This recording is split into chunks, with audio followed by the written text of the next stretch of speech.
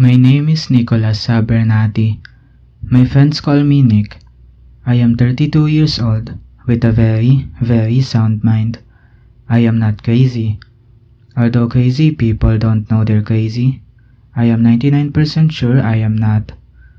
About a year ago, I lived at 253 Dead Man's Lane in a small town in Delaware. I can't remember the name, but that is where this story takes place. There's a reason they call it Dead Man's Lane. I know that now. I don't live there anymore. I now reside at an undisclosed location due to the events that occurred at my previous residence. I don't want them to know where I am. I hope you understand. The town was a very small town, a one-stoplight town, a town so small that if you blink while driving through, you'll miss the whole entire town, which was perfect for me. It was a welcomed escape from the hustle and bustle of city life, which was slowly draining me to the point of exhaustion. So when my boss, at the time, came to me and said that our company was downsizing and that I would be let go, I gladly took the severance package and moved on with my life. I grew up in a small town, so I was familiar with the quiet and simplicity that it offered, and I longed to go back there again. So, while sitting in my big city apartment, I grabbed my laptop and started to search small town living houses for sale and things of that sort. I came upon an old Victorian house built in 1859. It was beautiful. Dark blue with dark grey trim, 2 floors, balcony, front porch, and a very small room at the top of the house with an octagon-shaped window in it. For some unknown reason, I've always wanted to live in such a house, so this was like a dream come true.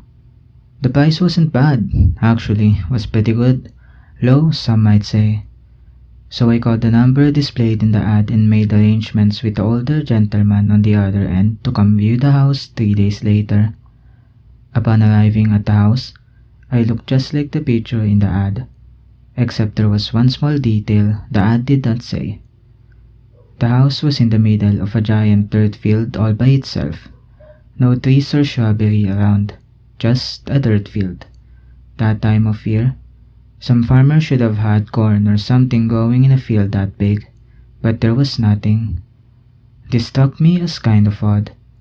The only thing besides the house in the field was one electric pole with wires running from it to the house and a transformer on top. The driveway was at least a quarter mile long, with other little road branching off of it going to certain parts of the field, then connecting back to the main driveway. One road wrapped around the whole entire house. It seemed like forever to get there. Once there, I met an old man who said his name was Bernie or Benny or something with a B. I can't really remember. He said he was the owner of the house and that I could feel free to look around if I wanted. I asked if he was coming in. His face turned pale as he said no, I'll stay right here, thank you. Looking back now, that should have been a red flag. An owner that wouldn't go into his own house. Red flag alert. But I was naive, blew it off and entered the house alone. I expected it to be a little rundown and dirty, given the dirt field that surrounded it, but to my surprise, it was immaculately clean, completely furnished and looking like something straight out of a magazine. I went to each room in total awe of its beauty. Each room except the little room with little octagon window. I couldn't find a door or staircase leading to it. This, too, I found a little odd. And the basement. I've never been a big fan of basements, so I figured I'll go check it out at some point. What's the big deal? It's a basement. I met up with the old man outside and we discussed and agreed on a price. He informed me that everything in the house was included in the deal under one condition. No furniture could be removed from the house or moved to any part of the home. Everything must stay exactly where it is. You may use any of the appliances, books, and things of that sort, but they must be returned exactly where they are now. You may add to it, but nothing can be removed, given that all the furniture and such was from the Victorian era. I thought why get rid of it and agreed to this condition, an agreement I would later regret. I'm going to skip the part about going to the bank and financing and all that crap.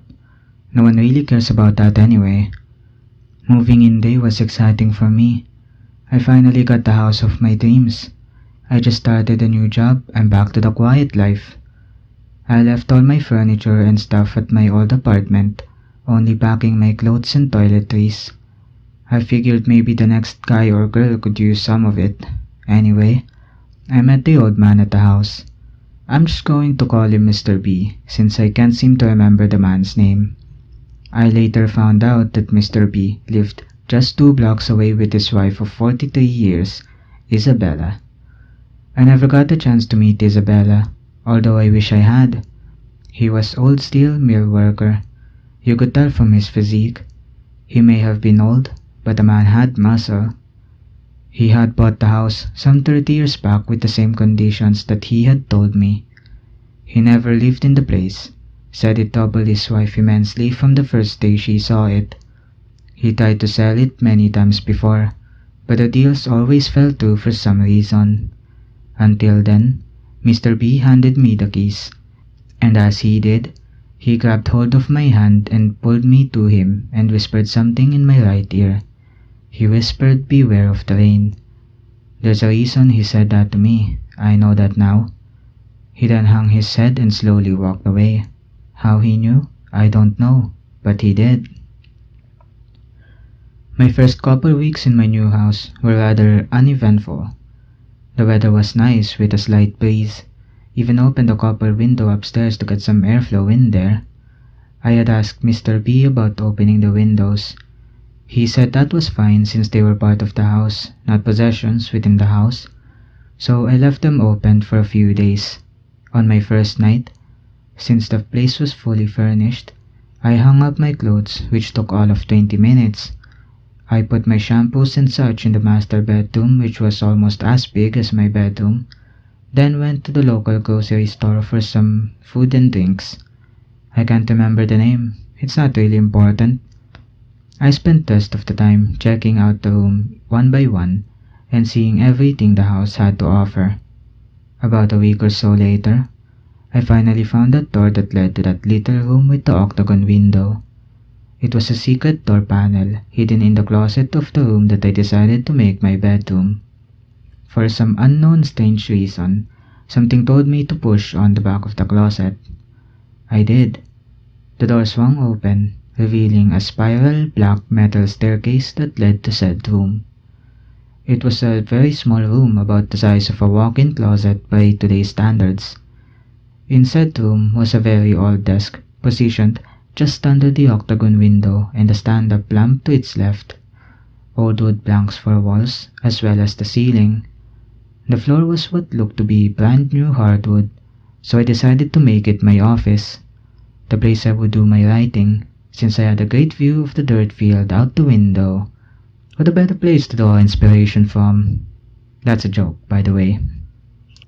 The rest of the house consisted of 5 bedrooms, a huge kitchen, a parlor, a living area, 3 full bathrooms, a study, and a basement. Oh, that basement. I decided to check it out one night. I was bored and needed something to do. That was a bad idea. The basement was kind of creepy. I'm lying. It was real creepy. The door to the basement had little holes all along the edges, top, bottom, and right side of the door like someone had nailed it shut at one point. The stairs leading down to the basement were old and rickety and would probably fall apart at any given moment. Unlike the rest of the house, that was immaculately clean, like I noted in previous passages, the basement, however, was not. There was dust and dirt and cobwebs everywhere. It had a strange odor. I didn't know what it was at the time, but I know now.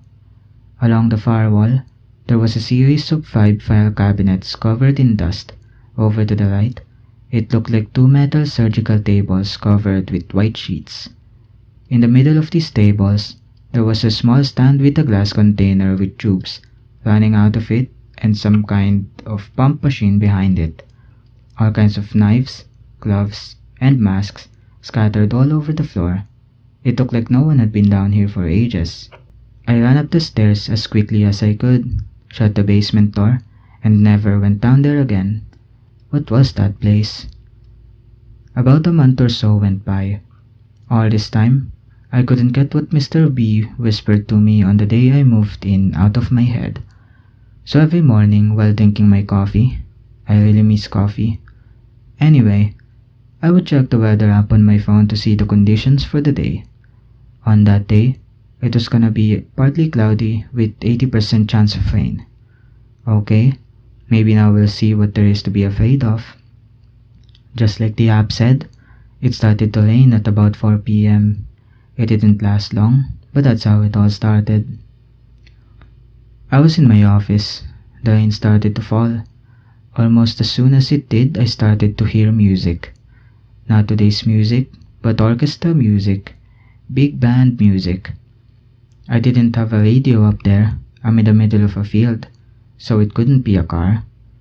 I started to get concerned. Where was it coming from? I walked down the spiral staircase to my room, still hearing it play. I walked into the hallway and to the room across from mine. As soon as I put my hand by the doorknob, it stopped, and the rain did too. That was weird, I thought. Must have been my imagination. The rain hitting the gutters somehow making the acoustic sounds of music in the house. Something. There had to be a reason. After a while, I stopped thinking about it and went on with my night. A few days later, I ran into Mr. B at the hardware store. I told him about what happened. He didn't seem surprised. He just said, "I tried to tell you," and left. The day that changed my life forever happened about 2 weeks later. I was at work. I had taken an assistant manager position at the local department store. The pay wasn't as good as my previous job, but it wasn't as stressful either. During my shift, this guy came up to me out of nowhere and asked, "You own the old Bennett place out on Dead Man's Lane, don't you?" I was reluctant to answer, but I finally said, Yes, I do." He was a big guy, biker type, 90-ish with long gray hair and tats. He said, "You're braver than I am. I wouldn't go near that place. Hope you found Jesus. You're gonna need him." The ride home that day was unsettling. Everything that had happened was starting to get to me. I was nervous to go home. After what this guy said, what Mr. B said, and the music thing, that weird basement, I was on edge. On edge so much that when I walked through the door, instead of placing my keys on the shelf by the door, I tossed my keys, hitting a small ceramic ballerina knick-knack off the shelf and breaking it. "Oh shit," I said loudly. Something has not only been moved, but broken. There was no way to put it back. Then I heard it. A slow growling sound like a wild animal coming from the basement door, then from the kitchen, then from the upstairs, then from everywhere. I couldn't take it anymore. I grabbed my head and fell to my knees, falling over into the fetal position. I started screaming, "Stop, stop, I'm sorry, please stop." It didn't stop. It got louder and louder. From the floor, I could see the basement door open quickly, then slam shut. All the doors were doing it now, except the front door that remained closed for some reason. I felt a very cold breeze go right through my body. Every light in the house was turning on and off, on and off. I managed to get to my feet, running down the hallway toward the kitchen. The main floor bathroom door flung open, hitting me hard and knocking me backwards down the hallway. I lost my footing and fell to the floor. I must have hit my head, 'cause the next thing I remember was waking up on the floor hearing the sound of my doorbell buzzing over and over again. All was silent and calm except for the buzzing. The buzzing soon turned to loud pounding upon the front door. I pulled myself together, standing to answer the door when I heard, Nick, I know you're in there. Nicholas, answer the damn door. I opened the door quickly only to see Mr. B standing there, shaking, sweating, not nearly the composed man I knew. There's a really bad storm coming. We gotta get out of here. I can't with all good conscience let you stay here alone. We gotta go. Now. The storm clouds moved in fast, at a speed I've never seen before. Thunder started to roar. I tried to explain to Mr. B that I have broken a knick-knack. In his panic state, he said that's the least of your worries. Let's go. The rain started falling hard. Lightning was crashing as the thunder roared on. That music started playing again, only this time, Mr. B heard it as well. Then what happens next seems like something out of a bad horror movie. The house seems to suck Mr. B into it, nearly knocking me down in the process, and sliding him fast across the floor and slamming him into a table that laid against the adjacent wall, breaking the leg of the table and forcing it to crash to the floor. Another thing broken. The front door slammed with a force so hard that it broke the front two windows completely out, allowing the rain to pour into the house. I quickly ran over to make sure Mr. B was okay. Son of a bitch, it's too late. We're never getting out of here now, Mr. B said angrily. The growling started again, only this time, it seemed it was right in front of us. I felt a real bad burning on my left arm, lifting my sleeve to see what it was. I saw 3 scratch marks with blood dripping from the third. Mr. B grabbed hold of his neck. After lifting his hand, noticed the same 3 scratches. Only this time, all of them were bleeding. Bleeding bad. The house is coming alive, he screamed. Upstairs? We must get upstairs. A lightning bolt hit the electric pole outside, causing the house to go black. Now in total darkness, hearing that music, hearing that growling, and both of us bleeding, I quickly pulled out my phone to turn on the light so we could at least see by that. Mr. B's phone was broke in the crash. I turned on my light, only to notice the cellar door slowly opening by itself, the growling getting louder, and what appeared to be a black mass of goo pouring from the basement door and heading in our direction fast. I screamed, "Look out," and grabbed Mr. B by the arm and pulled it out of the way, barely escaping the goo. We ran frantically up the stairs. What should have been 20 to 25 steps seemed more like 30 or 40. "The house is alive," Mr. B yelled, finally reaching to the top. I shined the light down the hallway of doors that was the second floor. The hallway seemed to be longer than I remembered, with extra doors that I never had before. The walls were expanding and contracting, like the house was breathing.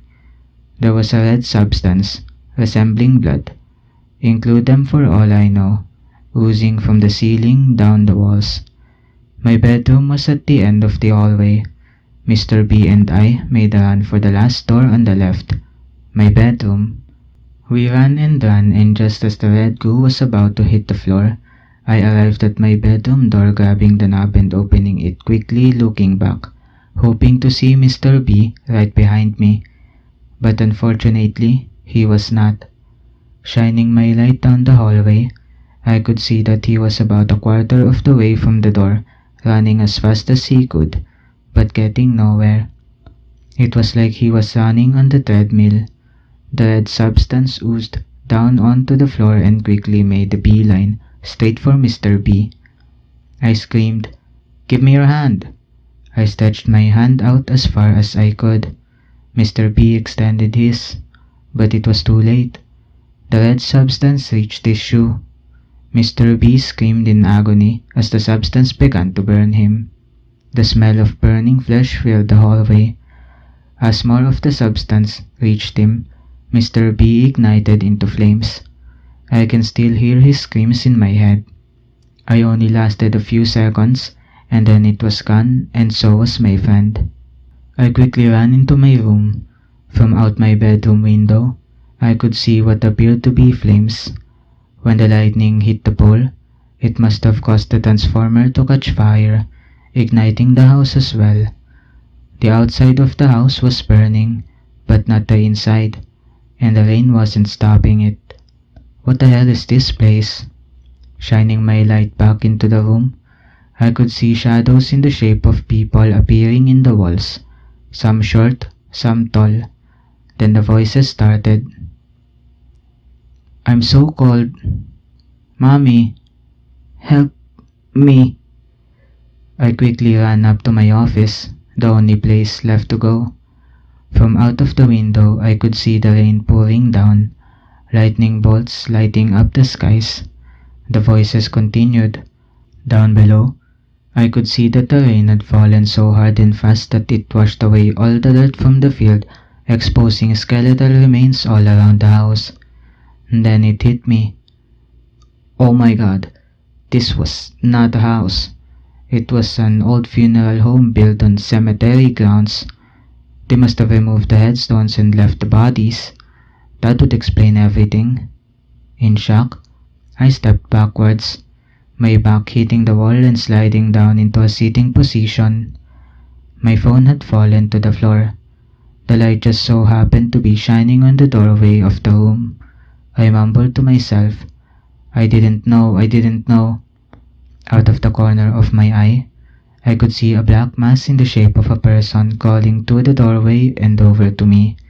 Shrieking a horrible sound, it reached its hand-like tongue out as if to choke me.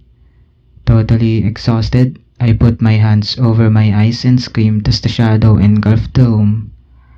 Somebody somewhere must have seen the flames and called the fire department. From speaking with my landlord and police officials, I gathered that when they found me, I was in the basement laying in one of the tables, mumbling to myself. I don't recall any of that. Mr. B's body was never recovered. I had told his story to the police, and some guy dressed like Judge Judy, and they all looked at me like I was crazy. I am not crazy. I like my new apartment. It's kind of small, like a studio apartment.